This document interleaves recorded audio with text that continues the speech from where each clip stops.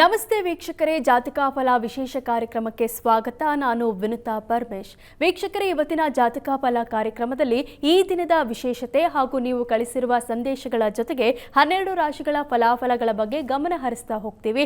ಮೊದಲಿಗೆ ಪ್ರಾಜ್ಞರಾದ ಶ್ರೀ ಶ್ರೀಕಂಠ ಶಾಸ್ತ್ರಿಗಳನ್ನ ಕಾರ್ಯಕ್ರಮಕ್ಕೆ ಸ್ವಾಗತಿಸೋಣ. ಶಾಸ್ತ್ರಿಗಳೇ, ಕಾರ್ಯಕ್ರಮಕ್ಕೆ ಸ್ವಾಗತ. ನಮಸ್ಕಾರ. ಶಾಸ್ತ್ರಿಗಳೇ, ಈ ದಿನದ ವಿಶೇಷತೆ ತಿಳಿಸ್ಕೊಡೋದಾದ್ರೆ? ಶ್ರೀ ಗುರುಭ್ಯೋ ನಮಃ. ಹರಿ ಓಂ. ಮೂರ್ತಿತ್ವೇ ಪರಿಕಲ್ಪಿತ ಶಶಿಭೃತೋ ವರ್ತ್ಮ ಪುನರ್ಜನ್ಮನ ಮಾತ್ಮೇತ್ಯಾತ್ಮವಿದಾಂ ಕೃತುಶ್ಚ ಯಜತಾಂ ಭರತ ಅಮರಜ್ಯೋತಿಷಾಂ ಲೋಕಾನಾಂ ಪ್ರಳಯೋದ್ಭವ ಸ್ಥಿತಿ ವಿಭಶ್ಚಾನೇಕಥಾ ಯಶ್ರಿತೌ ವಾಚನ್ನ ಸದದಾ ತ್ವನೇಕ ಕಿರಣಃ ತ್ರೈಲೋಕ್ಯ ದೀಪೋ ರವಿಃ. ಸಮಸ್ತ ವೀಕ್ಷಕರಿಗೆ ಶುಭೋದಯ, ಶುಭ ಬೆಳಗು. ಈ ದಿನದ ಸಂದೇಶಗಳನ್ನು ಪರಿಶೀಲಿಸುವ ಪೂರ್ವದಲ್ಲಿ ಈ ಹೊತ್ತಿನ ಪಂಚಾಂಗವನ್ನು ಗಮನಿಸಿಕೊಳ್ಳೋಣ. ಶ್ರೀ ವಿಶ್ವಾವಸುನಾಮ ಸಂವತ್ಸರ, ದಕ್ಷಿಣಾಯನ, ಶರದ್ ಋತು, ಕಾರ್ತಿಕ ಮಾಸ, ಕೃಷ್ಣ ಪಕ್ಷವಾಗಿದೆ. ಈ ದಿವಸ ಮಂಗಳವಾರವಾಗಿರತಕ್ಕಂಥದ್ದು. ಸಪ್ತಮಿ ತಿಥಿ, ಪುಷ್ಯ ನಕ್ಷತ್ರ. ಈ ದಿವಸ ಮಂಗಳವಾರವಾಗಿದೆ. ಕಾರ್ತಿಕ ಮಾಸದ ಮಂಗಳವಾರ. ಕಾರ್ತಿಕ ಮಾಸ ಮುಗಿತಾ ಬರ್ತಾ ಇದೆ. ಈ ಕಾರಣದಿಂದಾಗಿ ಏನು ಮಾಡಬೇಕಪ್ಪ? ಕಾರ್ತಿಕ ಸ್ನಾನ ಅತ್ಯಂತ ಶ್ರೇಷ್ಠವಾದದ್ದು. ದಯವಿಟ್ಟು ತಪ್ಪದೆ ಕಾರ್ತಿಕ ಮಾಸ ಮುಗಿಯುವ ವೇಳೆಗೆ ನಮ್ಮ ಕಾವೇರಿ ತಟದಲ್ಲಿ, ಕರ್ನಾಟಕದವರ ಪಾಲಿಗೆ ಕಾವೇರಿ ತುಂಬ ಪುಣ್ಯಪ್ರದ ಮಾತೆ. ಗಂಗೆ ಶಿವನಿಂದ ಆದೇಶವನ್ನು ಪಡಿತಾಳೆ. ಶಿವ ಆದೇಶ ಮಾಡ್ತಾನೆ, ನೀನು ಹೋಗಿ ಕಾವೇರಿಯನ್ನು ಸೇರಿಕೋ ಈ ಸಂದರ್ಭದಲ್ಲಿ ಅಂತ. ಹೀಗಾಗಿ ಕಾರ್ತಿಕ ಮಾಸದಲ್ಲಿ ಗಂಗೆಯ ಹರಿವು ಕಾವೇರಿಯಲ್ಲಿ ಉಂಟಾಗಿರುತ್ತೆ.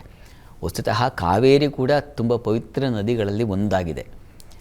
ನಾವು ಯಾವುದನ್ನು ಗಂಗೆ, ಗೋದಾವರಿ ಆ ಸಾಲಲ್ಲಿ ಗಂಗೆ ಚ ಯಮುನೆ ಚೈವ ಗೋದಾವರಿ ಸರಸ್ವತಿ ನರ್ಮದಾ ಸಿಂಧು ಕಾವೇರಿ ಜಲೇಸ್ಮಿನ್ ಸನ್ನಿಧಿ. ಆ ಪವಿತ್ರ ನದಿಗಳಲ್ಲಿ ಕಾವೇರಿ ಕೂಡ ಸೇರಿಬಿಟ್ಟಿದೆ. ಈ ಕಾರಣದಿಂದಾಗಿ ಕಾವೇರಿ ಸ್ನಾನವೇ ಅತ್ಯಂತ ಪುಣ್ಯಪ್ರದ. ಅದರಲ್ಲೂ ಈ ಮಾಸದಲ್ಲಿ ಕಾವೇರಿ ಸ್ನಾನ ಮಾಡ್ತಕ್ಕಂಥದ್ದು ಅತ್ಯಂತ ಶ್ರೇಷ್ಠ ಫಲ ಸಾಧ್ಯತೆ ಇದೆ. ಹೀಗಾಗಿ ಕಾವೇರಿ ನದಿ ತೀರಕ್ಕೆ ಹೋಗಿ ಒಂದು ಸಲ ಗಲೀಜು ಮಾಡದೆ ಬಟ್ಟೆ ಎಲ್ಲ ಅಲ್ಲೇ ಬಿಟ್ಬಿಡ್ತಕ್ಕಂಥದ್ದು, ಇನ್ನೇನೋ ಗಲೀಜು ಮಾಡಿಬಿಡ್ತಕ್ಕಂಥದ್ದು, ಶಾಂಪೂ ಮತ್ತೊಂದು ಯಾವುದು ಸಾಬೂನುಗಳಿದೆ ಇದೆಲ್ಲ ನಮ್ಮ ಜನಕ್ಕೆ ಕೊಳಕು. ನಿಮ್ಮ ಮನೆಯಲ್ಲಿ ಹಾಗೆ ಮಾಡ್ತೀರಾ? ಅದನ್ನು ನೋಡ್ಕೋಬೇಕು. ನಮ್ಮ ಮನೆಯಲ್ಲಿ ಹೇಗೆ ನಾವು ಚೊಕ್ಕಟತೆಯನ್ನು ಕಾಪಾಡ್ಕೋತೀವೋ ಹಾಗೆ ಅಲ್ಲಿ ಹೋದಾಗೂ ಅದು ತಾಯಿ ಅಲ್ವಾ. ಅಲ್ಲಿ ಹೋಗಿ ನಾವು ಶುಭ್ರರಾಗ್ತಕ್ಕಂಥದ್ದು ಅಂದರೆ ಸ್ನಾನ ಮಾಡ್ಕೊಂಡು ಹೋಗಿ ಒಂದು ಸಲ ಮುಳುಗಿ ಹೇಳಿ ನಮಸ್ಕಾರ ಮಾಡಿ ಬರಬೇಕು ಅಷ್ಟೇ. ಅದು ಸ್ನಾನ ಅಂದರೆ ಅಲ್ಲೇ ಎಲ್ಲ ಶುಚಿ ಮಾಡಿಕೊಳ್ಳೋದಲ್ಲ. ಆ ರೀತಿಯಲ್ಲಿ ಒಂದು ಅದನ್ನು ಮನೆ ಅದು ದೇವತೆ ಅಂತ ಭಾವಿಸಿದ್ರೆ ಆ ಥರ ಆಗಲ್ಲ. ಹೋಗೋ ಎಲ್ಲ ಮನಸ್ಥಿತಿಗಳಿಗೆ ಮನುಷ್ಯರಿಗೆ ಅಂಥ ಒಂದು ಮನಸ್ಥಿತಿ ಬೇಕು. ಆ ರೀತಿಯಲ್ಲಿ ಇದೆಲ್ಲ ಪುಣ್ಯವರ್ಧನೆಗೆ ಕಾವೇರಿ ಏನಾದರೂ ದುಡ್ಡು ವಸೂಲಿಗೆ ನಿಂತುಬಿಟ್ಟಿದ್ರೆ ಏನಾಗಿರ್ತಾ ಇತ್ತು ಯೋಚನೆ ಮಾಡಿ. ಹೀಗಾಗಿ ಅದೆಲ್ಲ ನಮಗೆ ಭಗವಂತ ಕೊಟ್ಟ ದೊಡ್ಡ ವರದಾನ ಇವೆಲ್ಲ. ಈ ಗಾಳಿ, ಈ ನೀರು, ಈ ಬೆಳಕು, ಇವುಗಳಿಗೆಲ್ಲ ಏನ್ರಿ ಕೊಡೋಕ್ಕಾಗುತ್ತೆ ನಾವು ಪ್ರತಿಯಾಗಿ? ಇದೆಲ್ಲ ಮಹಾ ಉಡುಗೊರೆಗಳು.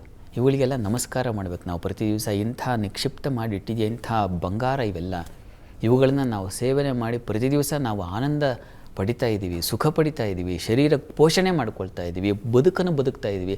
ನೀರಿಲ್ಲ ಅಂದರೆ ಅನ್ನ ಮಾಡೋಕ್ಕೂ ಆಗಲ್ಲ, ನೀರು ಇಲ್ಲ ಅಂದರೆ ಕುಡಿಯೋಕ್ಕೂ ಆಗಲ್ಲ ಮೊದಲು. ಹೀಗಾಗಿ ಇದೆಲ್ಲ ಎಂಥ ಶ್ರೇಷ್ಠ ವರಗಳು. ಆ ಮನಸ್ಥಿತಿಯಲ್ಲಿ ಆ ಭಗವತಿಗೆ ಹೋಗಿ ನಮಸ್ಕಾರ ಮಾಡಿ ಆಮೇಲೆ ಪುಣ್ಯ ಸ್ನಾನ ಮಾಡಿ ಬನ್ನಿ. ಅದರಿಂದ ಹೆಚ್ಚಿನ ಅನುಕೂಲ ಉಂಟಾಗುತ್ತೆ. ಮುಖ್ಯವಾಗಿ ಆರೋಗ್ಯವೇ. ಅದರಿಂದ ಇನ್ನೇನೋ ಹೊಸ ಒಂದು ಇದು ಬಂದುಬಿಡುತ್ತೆ, ನನಗೆ ಮ್ಯಾಜಿಕ್ ಪವರ್ ಬಂದುಬಿಡುತ್ತೆ ಅಂತಲ್ಲ. ಆರೋಗ್ಯ ಬರುತ್ತೆ. ಸೂರ್ಯನ ಕಿರಣಗಳು ಈ ಸಂದರ್ಭದಲ್ಲಿ ಶರತ್ಕಾಲ ಕಳೆದ ಈ ಸಂದರ್ಭದಲ್ಲಿ ಅವನ ಆರೋಗ್ಯಪ್ರದ ಕಿರಣಗಳೆಲ್ಲ ನೇರಿಗೆ ಹರಡಿರುತ್ತೆ. ಆ ಖನಿಜಾಂಶಗಳೆಲ್ಲ ಸಮೃದ್ಧವಾಗಿರುತ್ತೆ. ಮಳೆ ಬಂದು ಆ ವರುಣನ ಕೃಪೆಯಿಂದ ಮಳೆಯಾಗಿದೆಯಲ್ಲ, ಅದರಲ್ಲೆಲ್ಲ ಒಳ್ಳೆ ವಿಶಿಷ್ಟ ಕಣಜಗಳು ಸೇರಿರುತ್ತೆ. ಅವುಗಳನ್ನು ನಾವು ಸೇವನೆ ಮಾಡ್ತಕ್ಕಂಥದ್ದು, ಶರೀರಕ್ಕೆ ಅದರಿಂದ ಲೇಪನ ಮಾಡೋದು, ಇದೆಲ್ಲ ನೀರಲ್ಲಿ ಸ್ನಾನ ಮಾಡೋದು ಅಂದರೆ ಒಳ್ಳೆಯ ಖನಿಜಾಂಶಗಳನ್ನು ನಮ್ಮ ಶರೀರಕ್ಕೆ ತಗೊಳ್ತಾ ಇದ್ದೀವಿ ಅಂತ. ತೀರ್ಥ ತಗೊಳ್ಳೋದು ಅದೇ ಕಾರಣಕ್ಕೇ ಅಲ್ವಾ. ಅದರಿಂದ ನಮಗೆ ದೇಹ ಪುಷ್ಟಿ ಆಗುತ್ತೆ ಅಂತ, ಕಾಂತಿ ಬರುತ್ತೆ, ವರ್ಧನೆಯಾಗುತ್ತೆ, ಚೆನ್ನಾಗಿ ಕಾಣ್ತೀವಿ. ಈ ಕಾರಣದಿಂದಾಗಿ ಹೀಗಾಗಿ ಎರಡೂ ಇದೆ ಇದರಲ್ಲಿ. ವಿಜ್ಞಾನವೂ ಅಡಕವಾಗಿದೆ, ಮುಖ್ಯವಾಗಿ ಭಕ್ತಿ ಇದೆ. ಆ ರೀತಿಯಲ್ಲಿ ಕಾವೇರಿ ಸ್ನಾನ ಮಾಡಿ ಒಳ್ಳೆಯದಾಗಲಿ. ಶಾಸ್ತ್ರಿಗಳೇ, ಈ ದಿನದ ವಿಶೇಷತೆ ತಿಳಿಸ್ಕೊಟ್ರಿ. ಈಗ ಸಂದೇಶಗಳ ಕಡೆ ಗಮನ ಹರಿಸೋಣ. ಮೊದಲ ಸಂದೇಶ ಶರತ್ ಬೆಂಗಳೂರಿಂದ. ಇವರು ಹುಟ್ಟಿದ ದಿನಾಂಕ 12/9/2009, ಸಮಯ 8 PM. ಇವರ ಪ್ರಶ್ನೆ ಆರೋಗ್ಯದ ಬಗ್ಗೆ ತಿಳಿಸ್ಕೊಡಿ ಅಂತ. ಶರತ್ ಅವರ ಪ್ರಶ್ನೆ ಆರೋಗ್ಯಕ್ಕೆ ಸಂಬಂಧಿಸಿದೆ ಅಲ್ವಾ? ಜಾತಕ ನೋಡೋಣ. ನೋಡಿ, ಇದು ಮೀನ ಲಗ್ನ. ಲಗ್ನದ ಅಧಿಪತಿ ನೀಚನಾಗಿದ್ದಾನೆ ರಾಹು, ಜೊತೆಗೆ ಗುರುಚಾಂಡಾಲ ದೋಷ ಅಂತ ಕರೀತಾರೆ ಇದನ್ನು. ಪ್ರಸ್ತುತ ರಾಹು ದಶೆಯಲ್ಲಿ ಈಗ ನಡೀತಾ ಇರತಕ್ಕಂಥದ್ದು ಶುಕ್ರನ ಭುಕ್ತಿ ನಡೀತಾ ಇದೆ ಮುಂದಿನ ಮೇವರೆಗೆ. ಶುಕ್ರ ಕೂಡ ಅಷ್ಟಮಾಧಿಪತಿ, ಹೀಗಾಗಿ ಈ ಸ್ವಲ್ಪ ತೊಡಕಲ್ಲಿದೆ. ಜಾತಕ ಗಮನಿಸಿದಾಗ ಕಾಲ ಸ್ವಲ್ಪ ಅವರಿಗೆ ಅನುಕೂಲಕರವಾಗಿಲ್ಲ. ರಾಹು ಶಾಂತಿ ಮಾಡಿಸೋದು ತುಂಬ ಒಳ್ಳೆಯದು. ರಾಹು ಶುಕ್ರ ಶಾಂತಿ ಮಾಡಿಸಿದ್ರೆ ತುಂಬ ಒಳ್ಳೆಯದು. ಜೊತೆಗೆ ದುರ್ಗಾ ಕವಚವನ್ನು ಪ್ರತಿ ದಿವಸ ಕೇಳಿಸ್ಕೊಳ್ಳೋದ್ರಿಂದ ಆರೋಗ್ಯದಲ್ಲಿ ಸ್ವಲ್ಪ ಚೇತರಿಕೆ ಕಾಣಬಹುದು. ಮೊದಲು ಶುಕ್ರಗ್ರಹ ಶಾಂತಿ, ರಾಹು ಶುಕ್ರ ಶಾಂತಿ ಮಾಡಿಸಿ ಆಮೇಲೆ ದುರ್ಗಾ ಕವಚ ಕೇಳಿಸ್ಕೊಳ್ಳೋದು, ಇದರಿಂದ ಅನುಕೂಲ ಆಗುತ್ತೆ. ಶಾಸ್ತ್ರಿಗಳೇ, ಮುಂದಿನ ಸಂದೇಶ ರಾಕೇಶ್ ಮಂಗಳೂರಿಂದ. ಇವರು ಹುಟ್ಟಿದ ದಿನಾಂಕ 30/5/2000. ಇವರು ಹುಟ್ಟಿದ ಸಮಯ 5 PM. ಇವರ ಪ್ರಶ್ನೆ ಶಿಕ್ಷಣ ಹಾಗೂ ಆರೋಗ್ಯದ ಬಗ್ಗೆ ತಿಳಿಸ್ಕೊಡಿ ಅಂತ. ರಾಕೇಶ್ ಅವರ ಪ್ರಶ್ನೆ ಶಿಕ್ಷಣ ಹಾಗೂ ಆರೋಗ್ಯದ ಬಗ್ಗೆ ಕೇಳಿದ್ದಾರೆ. ಜಾತಕ ನೋಡೋಣ. ನೋಡಿ, ಇದು ತಮ್ಮದು ತುಲಾ ಲಗ್ನವಾಗಿದೆ. ಲಗ್ನದ ಅಧಿಪತಿ ಅಷ್ಟಮದಲ್ಲಿದ್ದಾನೆ ಶುಕ್ರ ರವಿ ಒಟ್ಟಿಗೆ ಇರೋದರಿಂದ ಮೌಢ್ಯನೂ ಆಗಿದ್ದಾನೆ ಶುಕ್ರ. ಲಗ್ನಾಧಿಪತಿ ಶರೀರವನ್ನು ಸೂಚಿಸ್ತಕ್ಕಂಥ ಅಧಿಪತಿ ಮೌಢ್ಯನಾಗಿದ್ದರೆ ಶರೀರದಲ್ಲಿ ಸ್ವಲ್ಪ ದುರ್ಬಲತೆ ಏರ್ಪಾಡಾಗುತ್ತೆ. ಶರೀರ ಸ್ವಲ್ಪ ವೀಕ್ ಅಂತೀವಲ್ಲ, ಆ ರೀತಿಯಲ್ಲಿ ಆಗಿಬಿಡುತ್ತೆ. ಪ್ರಸ್ತುತ ಕಾಲವನ್ನು ನೋಡಿದ್ರೆ ಈಗ ತಮಗೆ ರವಿ ದಶೆಯಲ್ಲಿ ಈಗ ನಡೀತಾ ಇರತಕ್ಕಂಥದ್ದು ಚಂದ್ರ ಭುಕ್ತಿ ನಡೀತಾ ಇದೆ. ಚಂದ್ರ ಕೂಡ ಪಕ್ಷದ ಬಲಹೀನನಾಗಿದ್ದಾನೆ. ಹೀಗಾಗಿ ಸ್ವಲ್ಪ ಆರೋಗ್ಯದಲ್ಲಿ ನೋಡಿ, ಇದಕ್ಕೆ ಹತ್ತಿರದಲ್ಲಿ ಯಾವುದಾದ್ರು ದುರ್ಗಾ ಸನ್ನಿಧಾನ ಇದ್ದರೆ ದುರ್ಗಾ ಸನ್ನಿಧಾನದಲ್ಲಿ ಅಮ್ಮನವ್ರ ಸನ್ನಿಧಾನಕ್ಕೆ ಅಭಿಷೇಕ ಮಾಡಿಸಿ, ರುದ್ರಾಭಿಷೇಕ ಮಾಡಿಸಿ, ಅದು ತೀರ್ಥ ಸ್ವಲ್ಪ ಸೇವನೆ ಮಾಡಿ, ಪ್ರೋಕ್ಷಣೆ ಸೇವನೆ, ಇದರಿಂದ ನಿಮಗೆ ಆರೋಗ್ಯ ಚೇತರಿಕೆ ಆಗುತ್ತೆ. ಗಾಬರಿ ಬೇಡ. ಇನ್ನು ಶಿಕ್ಷಣದ ಬಗ್ಗೆ ಕೇಳಿದ್ದೀರಾ. ಶಿಕ್ಷಣಕ್ಕೆ ಪ್ರತಿ ಶನಿವಾರ ಆಂಜನೇಯ ಸನ್ನಿಧಾನಕ್ಕೆ ಹೋಗಿ ಅಲ್ಲಿ ಜೇನಿನ ಅಭಿಷೇಕ ಮಾಡಿಸಿ ಆ ಜೇನನ್ನು ಸ್ವಲ್ಪ ಪ್ರಸಾದ ತಗೊಳ್ಳಿ, ಅದು ಬೇಕು.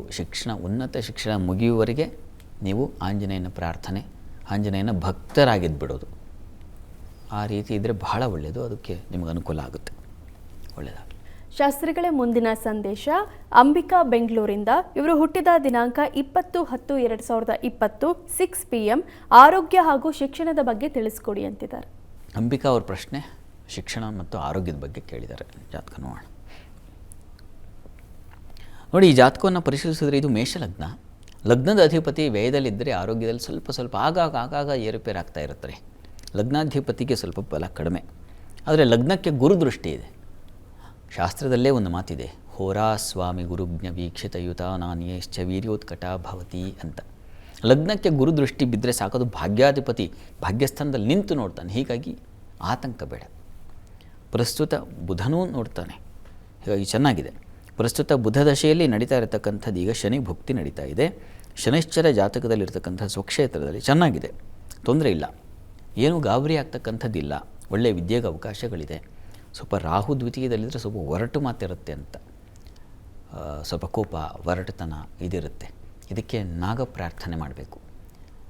ಪ್ರತಿ ಮಂಗಳವಾರ ನಾಗ ಸನ್ನಿಧಾನಕ್ಕೆ ಎಳನೀರಿನ ಅಭಿಷೇಕ ಮಾಡಿಸಿ, ಸ್ವಲ್ಪ ತೀರ್ಥ ಸೇವನೆ ಮಾಡಿಸಿ, ಅದು ತುಂಬ ಒಳ್ಳೆಯದು. ಮತ್ತು ಅಥವಾ ಸುಬ್ರಹ್ಮಣ್ಯ ಸನ್ನಿಧಾನದಲ್ಲಿ ಜೇನಿನ ಅಭಿಷೇಕ ಮಾಡಿಸಿ ಜೇನನ್ನು ತಿನ್ನಿಸೋದು, ಅದು ಒಳ್ಳೆಯದು.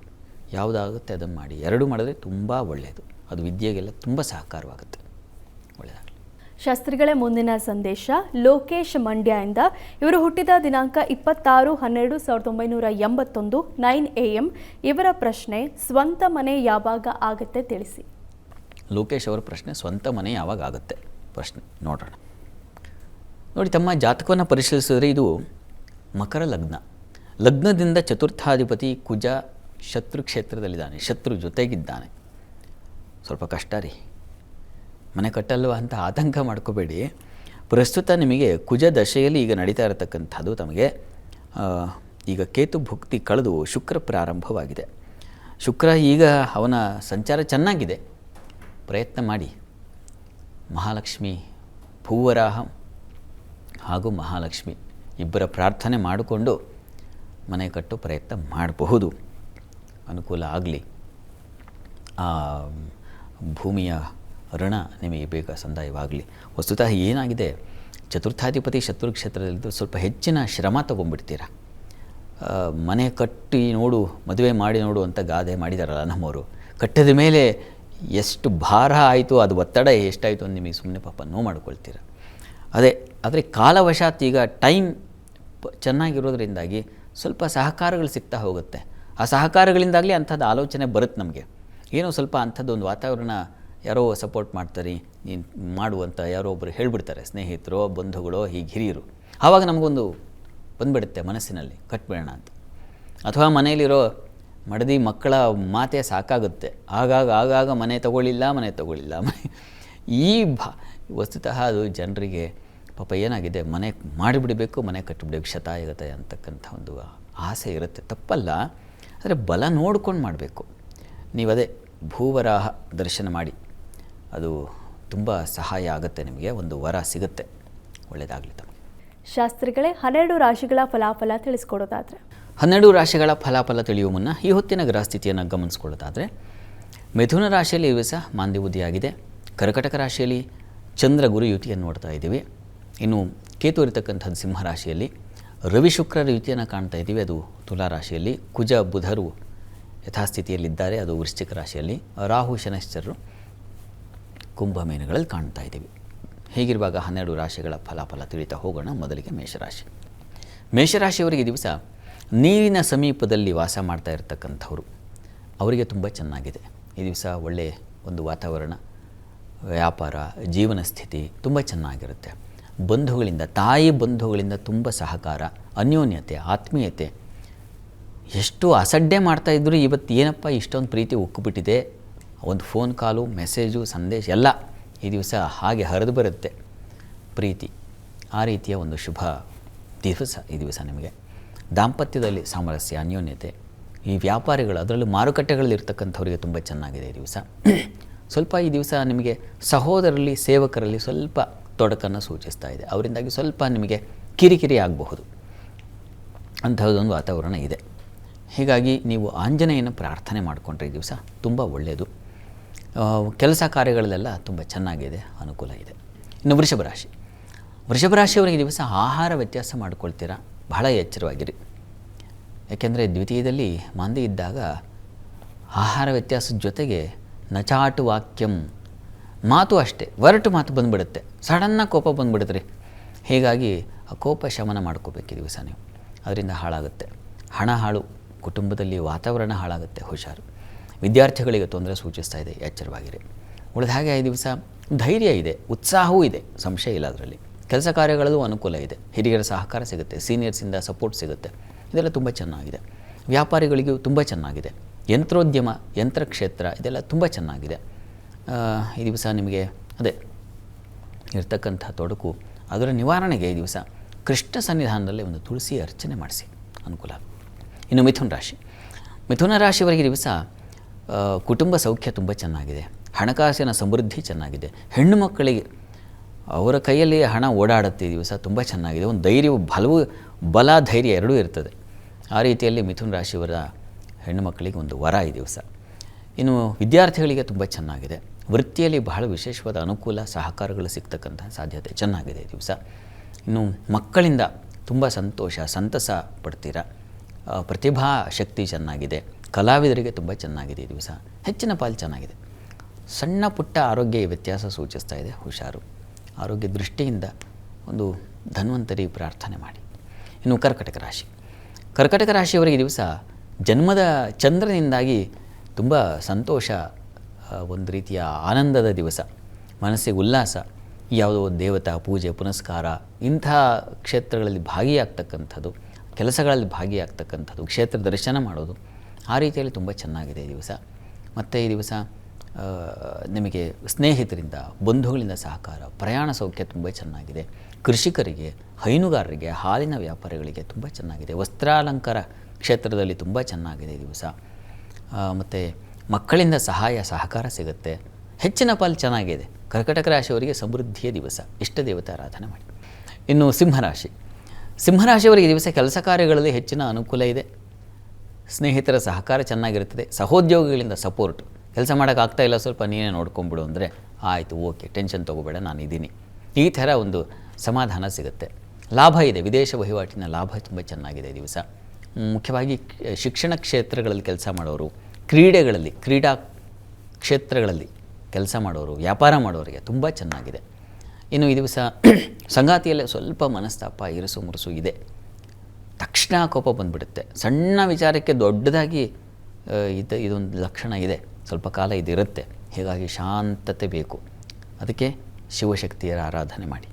ಇನ್ನು ಕನ್ಯಾ ರಾಶಿಯವರಿಗೆ ಈ ದಿವಸ ಕೆಲಸ ಕಾರ್ಯಗಳಲ್ಲಿ ಒಂದು ತೊಡಕಿದೆ ಅಂದರೆ ಯಾಕೆ ಹೇಳ್ತೀರಾ? ಯಾಕಪ್ಪ ಕೆಲಸಕ್ಕೆ ಹೋಗ್ತಾ ಇದ್ದೀನಿ ಈ ದಿವಸ ಅನಿಸುತ್ತೆ, ಆ ರೀತಿಯಲ್ಲಿರುತ್ತೆ. ಹಂಗೆ ರಜೆ ಹಾಕ್ಬಿಡೋದು ಅಂತಂದರೆ ರಜೆ ಹಾಕಿದ್ರೂ ಬೇರೆ ರೀತಿಯಲ್ಲಿ ಸಮಸ್ಯೆಗಳಾಗುತ್ತೆ, ಮನೆ ಕೆಲಸಗಳೂ ಆಗೋದಿಲ್ಲ. ಅಂತೂ ವಿಘ್ನ ಸೂಚಕವಾಗಿದೆ ಈ ದಿವಸ. ಹೀಗಾಗಿ ಗಟ್ಟಿ ಮನಸ್ಸು ಮಾಡ್ಕೋಬೇಕು. ಗಣಪತಿ ಪ್ರಾರ್ಥನೆ ಮಾಡ್ಕೊಂಡು ಕೆಲಸಕ್ಕೆ ಹೋಗೋದಪ್ಪ. ದಿನಚರಿ ಪ್ರಾರಂಭ ಮಾಡೋ ಮುನ್ನ ಗಣಪತಿ ಪ್ರಾರ್ಥನೆ ಮಾಡಿಬಿಟ್ರೆ ಬಹಳ ಒಳ್ಳೆಯದು. ವ್ಯಾಪಾರಗಳಿಗೆ ನೋಡಿ ತುಂಬ ಚೆನ್ನಾಗಿದೆ. ಅದರಲ್ಲೂ ಈ ಹಾಲು ಹೈನು ಕ್ಷೇತ್ರದವರಿಗೆ ತುಂಬ ಚೆನ್ನಾಗಿದೆ. ಹೋಟೆಲ್ ಇಂಡಸ್ಟ್ರಿಯಲ್ಲಿರ್ತಕ್ಕಂಥವ್ರಿಗೆ ತುಂಬ ಚೆನ್ನಾಗಿದೆ. ಮತ್ತು ಉಪನ್ಯಾಸಕರಿಗೆ ತುಂಬ ಚೆನ್ನಾಗಿದೆ. ಕಲಾವಿದರಿಗೆ ತುಂಬ ಚೆನ್ನಾಗಿದೆ. ಸಹೋದರ ಸಹಕಾರ ತುಂಬ ಚೆನ್ನಾಗಿರ್ತದೆ. ಹೀಗೆ ಹಲವು ಶುಭ ಫಲವೂ ಇದಾವಲ್ಲ. ಆ ತೊಡಕೊಂದು ಅದನ್ನು ನಿವಾರಣೆ ಮಾಡ್ಕೊಳ್ಳೋದೇನು ದೊಡ್ಡದಲ್ಲ. ಗಣಪತಿಗೆ ನಮಸ್ಕಾರ ಹಾಕ್ಬಿಟ್ರೆ ಗಣಪತಿ ವಿಘ್ನ ನಿವಾರಕ ಅವನು. ಹೀಗಾಗಿ ವಿಘ್ನ ತೊಡೆದು ಹಾಕ್ತಾನೆ. ಶಾಸ್ತ್ರಿಗಳೇ, ಇನ್ನುಳಿದ 6 ರಾಶಿಗಳ ಬಗ್ಗೆ ತಿಳಿಸ್ಕೊಡೋದಾದರೆ? ಇನ್ನು ತುಲಾರಾಶಿಯವರಿಗೆ ಈ ದಿವಸ ಕೆಲಸ ಕಾರ್ಯಗಳಲ್ಲಿ ನೋಡಿ ಶ್ರೇಷ್ಠ ದಿವಸ. ಹೆಚ್ಚಿನ ಅನುಕೂಲ ಕಾಣ್ತೀರಾ. ಒಂದು ಶುಭ ವಾತಾವರಣ. ಕೆಲಸದ ಸ್ಥಳದಲ್ಲಿ ಈ ದಿವಸ ಸಮಯ ಹೋಗಿದ್ದೇ ಗೊತ್ತಾಗಲ್ಲ. ಆ ಥರ ಕೆಲಸಕ್ಕೆ ಸಹಕಾರಗಳು, ಅನುಕೂಲಗಳು, ಪ್ರಶಂಸೆ, ಗೌರವ ಈ ಥರದ್ದೆಲ್ಲ ತುಂಬ ಚೆನ್ನಾಗಿದೆ. ಜಲೋತ್ಪನ್ನ ಕ್ಷೇತ್ರಗಳಲ್ಲಿ ವಾಟರ್ ಸೋರ್ಸಲ್ಲಿ ಕೆಲಸ ಮಾಡೋರಿಗೆ ಅಂತ ತುಂಬ ಚೆನ್ನಾಗಿದೆ. ವಸ್ತ್ರಾಭರಣ ವ್ಯಾಪಾರಿಗಳಿಗೆ ಚೆನ್ನಾಗಿದೆ. ಮೇಕಪ್ ಅಥವಾ ಆರ್ಟಿಸ್ಟ್ಗಳಿಗೆ, ಕಲೆಯಲ್ಲಿರ್ತಕ್ಕಂಥವರಿಗೆ ಇದೆಲ್ಲ ತುಂಬ ಚೆನ್ನಾಗಿದೆ. ಹೆಚ್ಚಿನ ಲಾಭಗಳಿಗೆ ಅವಕಾಶ ಇದೆ ಈ ದಿವಸ.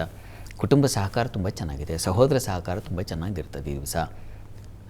ಒಂದು ತೊಡಕಂದರೆ ಭಾಗ್ಯದಲ್ಲಿ ಮಾಂದಿ ಇದ್ದರೆ ಸ್ವಲ್ಪ ಅಶುಚಿ, ಮೈಲಿಗೆ, ಯಾರ್ದೋ ಏನೋ ಒಂದು ಅಂಥದ್ದೊಂದು ವಾರ್ತೆ ಇಂಥ ಸಾಧ್ಯತೆ ಇರುತ್ತೆ, ಕೇಳುವಂಥ ಸಾಧ್ಯತೆ. ಇದರ ನಿವಾರಣೆಗೆ ಈಶ್ವರನ ಆರಾಧನೆ ಮಾಡಿ. ಇನ್ನು ವೃಶ್ಚಿಕ ರಾಶಿಯವರಿಗೆ ಈ ದಿವಸ ಕೆಲಸ ಕಾರ್ಯಗಳಲ್ಲಿ ಪರಿಶ್ರಮ, ಹೆಚ್ಚಿನ ಒತ್ತಡ ಇದೆ. ಸ್ವಲ್ಪ ಕಾಲ ಇರ್ತದೆ, ಇನ್ನು ಸ್ವಲ್ಪ ದಿವಸ ಸರಿ ಹೋಗುತ್ತೆ, ಆತಂಕ ಬೇಡ. ಆದರೆ ಈ ದಿವಸ ದೈವಾನುಕೂಲ ಚೆನ್ನಾಗಿದೆ. ದೇವರ ಪೂಜೆ ಪುನಸ್ಕಾರ ಅಥವಾ ಇನ್ಯಾವುದೋ ಒಂದು ಕ್ಷೇತ್ರ ದರ್ಶನ, ತೀರ್ಥ ಸ್ನಾನ. ನಾನು ಹೇಳಿದ್ನಲ್ಲಾಗಲೇ ಕಾವೇರಿ ನದಿ ಸ್ನಾನ ಮಾಡಿದ್ರೆ ಅದು ಅಂಥದ್ದೊಂದು ಸಂಕಲ್ಪವಾದರೂ ಬಂದುಬಿಡುತ್ತೆ ಈ ದಿವಸ. ಹೋಗ್ಬರ್ಬೇಕು ಟೆನಿಕಾಸ್ಟ್ ಅಂತ. ಆ ರೀತಿಯಲ್ಲಿ ಒಂದು ಒಳ್ಳೆಯ ಚಿಂತನೆ ಆಗುತ್ತೆ. ಸಜ್ಜನರ ಭೇಟಿಯಾಗುತ್ತೆ ಈ ದಿವಸ. ಉತ್ತಮರ ಮಾರ್ಗದರ್ಶನ ಸಿಗುತ್ತೆ. ಕುಟುಂಬ ಸೌಕರ್ಯವೂ ಚೆನ್ನಾಗಿದೆ ಈ ದಿವಸ. ವಿದ್ಯಾರ್ಥಿಗಳಿಗೆ ಚೆನ್ನಾಗಿದೆ. ವಸ್ತು ನಷ್ಟವಾಗಬಹುದು ಅಥವಾ ಅಪಮಾನಕ್ಕೆ ಒಳಗಾಗಬಹುದು. ಯಾರೋ ಏನೋ ಅಂದ್ಬಿಡ್ತಾರೆ, ಅದು ಒಂಥರ ಮನಸ್ಸಿಗೆ ನೋವಾಗುತ್ತೆ. ಸುಬ್ರಹ್ಮಣ್ಯ ಪ್ರಾರ್ಥನೆ ಮಾಡಿ. ಇನ್ನು ಧನುರಾಶಿಯವರಿಗೆ ಕೆಲಸ ಕಾರ್ಯಗಳಲ್ಲಿ ಈ ದಿವಸ ಹೆಚ್ಚಿನ ಪರಿಶ್ರಮ ಇದೆ. ನಿಮಗೂ ಕೂಡ ಕೆಲಸದ ಒತ್ತಡ ಜಾಸ್ತಿ ಆಗುತ್ತೆ. ಬುದ್ಧಿವಂತರೇ ನೀವು, ಹಾಗಾಗಿ ಕೆಲಸದ ಒತ್ತಡ ಜಾಸ್ತಿ ಆಗಿರುತ್ತೆ ಈ ದಿವಸ. ಮನೆಯಲ್ಲೂ ಕುಟುಂಬದಲ್ಲೂ ಸಂಗಾತಿ ಜೊತೆಗೆ ಜಗಳ, ಕಲಹ, ಮತ್ತೊಂದು ಅವರಿಂದ ಅವರ ಮಾತು, ಅವರ ವರ್ತನೆ ಅವರಿಂದನೇ ದೂರ ಇದ್ದುಬಿಡ್ತಕ್ಕಂಥದ್ದು, ಸೈಲೆಂಟ್ ಇದ್ಬಿಡೋಣ ಅಂತಕ್ಕಂಥದ್ದು, ಈ ರೀತಿಯ ಒಂದು ತೊಡಕಿದೆ ಈ ದಿವಸ. ಸ್ವಲ್ಪ ಹುಷಾರಾಗಿರಿ, ಸಮಾಧಾನ ಇರಲಿ. ಉಳಿದ ಹಾಗೆ ದಿವಸ ವ್ಯಾಪಾರಿಗಳಿಗೆ ಸ್ವಲ್ಪ ತೊಡಕನ್ನು ಸೂಚಿಸ್ತಾ ಇದೆ. ಈ ದಿವಸ ಸ್ವಲ್ಪ ಡಲ್ ಇದೆ ನಿಮಗೆ. ಹಾಗಂತ ಬೇಜಾರು ಮಾಡ್ಕೋಬೇಡಿ. ಚತುರ್ಥದ ಶನೈಶ್ಚರನಿಂದ ಹಿರಿಯರ ಮಿತ್ರರ ಭೇಟಿ, ಹಿರಿಯರ ಸಲಹೆ, ಹಿರಿಯರ ಮಾರ್ಗದರ್ಶನ ಇದು ನಿಮ್ಮ ಪಾಲಿಗೆ ಈ ದಿವಸ ಒಂದು ಹೊಸ ಬೆಳಕನ್ನು ತರಿಸುತ್ತೆ. ಯೋಚನೆ ಮಾಡಬೇಡಿ. ಪ್ರಾರ್ಥನೆಗೆ ಈ ದಿವಸ ಲಕ್ಷ್ಮೀನಾರಾಯಣರ ಪ್ರಾರ್ಥನೆ, ವಿಷ್ಣು ಸಹಸ್ರನಾಮ ಹೇಳ್ಕೊಳ್ಳಿ. ಮಕರ ರಾಶಿಯವರು ಈ ದಿವಸ ವ್ಯಾಪಾರಿಗಳಿಗೆ ಬಹಳ ವಿಶೇಷವಾದ ಅನುಕೂಲ ಇದೆ. ಜಲೋತ್ಪನ್ನ ವ್ಯಾಪಾರಿಗಳಿಗೆ ತುಂಬ ಚೆನ್ನಾಗಿದೆ. ದಾಂಪತ್ಯದಲ್ಲಿ ಅನುರಾಗ, ಸಾಮರಸ್ಯ, ಪ್ರೀತಿ, ವಿಶ್ವಾಸಗಳು ಹೆಚ್ಚು ಈ ದಿವಸ. ವಿದೇಶ ಪ್ರಯಾಣಕ್ಕೆ ಅನುಕೂಲಗಳು, ವಿದೇಶ ಚಟುವಟಿಕೆಗಳಲ್ಲಿ ಲಾಭ ಬರ್ತಕ್ಕಂಥದ್ದು, ವ್ಯಾಪಾರ ವೃತ್ತಿಯಲ್ಲೂ ಅಷ್ಟೇ ಬಹಳ ವಿಶೇಷವಾದ ಅನುಕೂಲ. ಕಾರ್ಯಗಳಲ್ಲಿ ಈ ದಿವಸ ಪ್ರಶಂಸೆ ಸಿಗುತ್ತೆ. ಹೀಗೆ ಹಲವು ಬಗೆಯ ತುಂಬ ಶುಭ ಫಲ ಇದೆ ಈ ದಿವಸ. ಶುಭ ದಿನ ನಿಮ್ಮ ಪಾಲಿಗೆ. ಪ್ರಾರ್ಥನೆಗೆ ಇಷ್ಟ ದೇವತಾ ಆರಾಧನೆ ಮಾಡಿ. ಇನ್ನು ಕುಂಭರಾಶಿಯವರಿಗೆ ಈ ದಿವಸ ಕಾರ್ಯಗಳಲ್ಲಿ ಹೆಚ್ಚಿನ ಬಲ, ಸಹಕಾರ, ಸಹೋದ್ಯೋಗಿಗಳ ಸಹಕಾರ ಸಿಗ್ತಕ್ಕಂಥದ್ದು, ದೈವಾನುಕೂಲ. ಈ ದಿವಸ ನಿಮಗೆ ಸಂಗಾತಿಯಲ್ಲೂ ಸ್ವಲ್ಪ ಸಣ್ಣ ಪುಟ್ಟ ಮನಸ್ತಾಪಗಳಿದೆ. ಹೀಗಾಗಿ ಆತಂಕ ಏನು ಬೇಡ. ಈ ದಿವಸ ಕುಟುಂಬ ಸಹಕಾರ ಇತ್ಯಾದಿ ಎಲ್ಲ ಅನುಕೂಲಕರವಾಗಿದೆ. ಸ್ವಲ್ಪ ಆಲಸ್ಯ ಬಂದುಬಿಡುತ್ತೆ ಈ ದಿವಸ. ಆಂಜನೇಯನ ಪ್ರಾರ್ಥನೆ ಮಾಡಿ. ಇನ್ನು ಮೀನರಾಶಿ, ಮೀನರಾಶಿಯವರಿಗೆ ಈ ದಿವಸ ಕೆಲಸ ಕಾರ್ಯಗಳಲ್ಲಿ ಹೆಚ್ಚಿನ ಅನುಕೂಲ ಇದೆ, ಬಲ ಕಾಣ್ತೀರ, ಲಾಭವೂ ಇದೆ, ಸಂಶಯ ಇಲ್ಲ ಅದರಲ್ಲಿ. ಮಕ್ಕಳಿಂದ ಬಹಳ ವಿಶೇಷವಾದ ಪ್ರೀತಿ ವಿಶ್ವಾಸ, ತಾಯಿ ಮಕ್ಕಳಲ್ಲಿ ತುಂಬ ಪ್ರೀತಿ ಈ ದಿವಸ, ಯಾವುದೇ ಜಗಳ ಕಲಹ ಇಲ್ಲ, ಮನೆ ಶಾಂತವಾಗಿರುತ್ತೆ, ಆ ರೀತಿಯಲ್ಲಿ ಇದೆ ಒಂದು ವಾತಾವರಣ. ಇನ್ನು ಸ್ವಲ್ಪ ಪ್ರಯಾಣದಲ್ಲಿ ತೊಂದರೆ ಆಗಬಹುದು, ಹೀಗಾಗಿ ಪ್ರಯಾಣಕ್ಕೆ ಹೋಗೋರು ಸ್ವಲ್ಪ ಹುಷಾರಾಗಿರಿ. ಬಂಧುಗಳ ಸ್ನೇಹಿತರ ಜೊತೆಗೆ ದಿವಸ ತಗಾದೆ ಜಗಳ ಆಗಿಬಿಡಬಹುದು, ತುಂಬ ಕ್ಲೋಸೇ ಇರ್ತಾರೆ, ಆದರೆ ಯಾವುದೋ ಒಂದು ಕಾರಣಕ್ಕೆ ಕಿಡಿ ಹೊತ್ಕೊಂಡ್ಬಿಡುತ್ತೆ, ಹೀಗಾಗಿ ಸ್ವಲ್ಪ ಜಾಗ್ರತೆ ಇರಲಿ. ಈ ದಿವಸ ತಪ್ಪದೇ ವಿಷ್ಣು ಸನ್ನಿಧಾನದಲ್ಲಿ ಒಂದು ಪುಷ್ಪಾರ್ಚನೆ ಮಾಡಿಸಿ, ತುಂಬ ಅನುಕೂಲ ಆಗುತ್ತೆ. ಈ ದಿವಸ 12 ರಾಶಿಗಳವರು, ರಾಶಿ ಗೊತ್ತಿಲ್ಲ ಅಂತಕ್ಕಂಥವ್ರು ಹೇಳಬಹುದಾದ ಮಂತ್ರ ಗಮನಿಸಿ. ಓಂ ಯೋಗಿ ಗಮ್ಯಾಯೈ ನಮಃ, ಈ ಮಂತ್ರ ಹೇಳ್ಕೊಳ್ಳಿ, ಅನುಕೂಲ ಆಗುತ್ತೆ. ಶಾಸ್ತ್ರಿಗಳೇ, ಈ ದಿನದ ವಿಶೇಷತೆ ಹಾಗೂ ಸಂದೇಶಗಳ ಜೊತೆಗೆ 12 ರಾಶಿಗಳ ಫಲಾಫಲ ತಿಳಿಸ್ಕೊಟ್ರಿ, ಧನ್ಯವಾದ. ಸರ್ವೇ ಜನಾ ಸುಖಿನೋ ಭವಂತು, ಸಮಸ್ತ ಸನ್ಮಂಗಳಾನಿ ಭವಂತು, ಎಲ್ಲರಿಗೂ ಶುಭವಾಗಲಿ. ವೀಕ್ಷಕರೇ, ಇದಾಗಿತ್ತು ಇವತ್ತಿನ ಜಾತಕ ಫಲ ವಿಶೇಷ ಕಾರ್ಯಕ್ರಮ. ನೇರ ದಿಟ್ಟ ನಿರಂತರ ಸುದ್ದಿಗಾಗಿ ನೋಡ್ತಾ ಇರಿ ಏಷ್ಯಾನೆಟ್ ಸುವರ್ಣ ನ್ಯೂಸ್. ನಮಸ್ಕಾರ.